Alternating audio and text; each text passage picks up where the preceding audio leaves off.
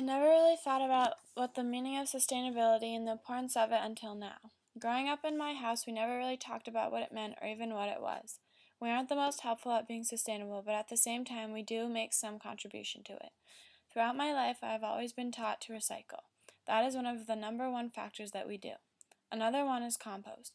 We have a huge compost outside, and we are very careful with what goes in and out of the compost. Composting brings us to my next subject, chickens. My family has chickens, and we use them for eggs.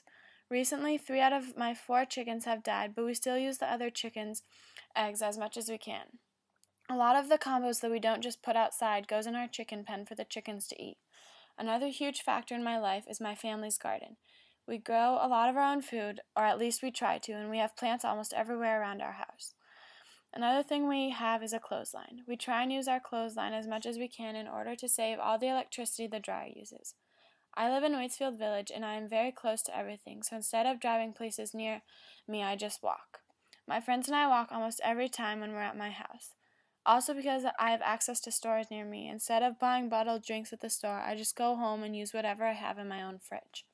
Now, those are all good examples of being sustainable, but I also have many ways I am unsustainable. I dance almost every day of the week, and my dance studio is 30 minutes away from my house, so we are driving a lot of the time during the week. It is like this with a lot of things. We are running back and forth doing things, and so we drive a lot. Also, a lot of trash we burn in our wood stove, which sends chemicals into the air, and it's not helping with the atmosphere. Every time I brush my teeth, the best thing for me to do is to turn off the water while I brush my teeth, not to waste any. But it's a habit of mine. It's hard for me to do that because I often forget.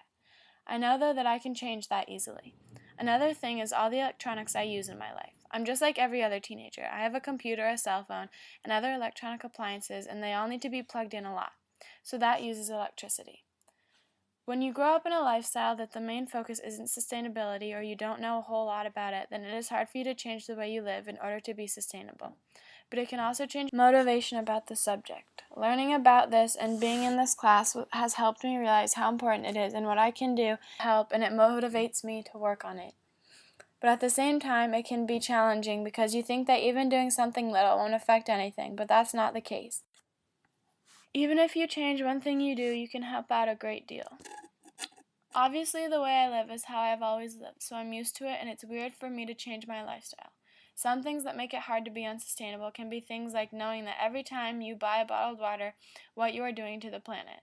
I guess I would have a lot of guilt if I didn't think about everything I did in an unsustainable way.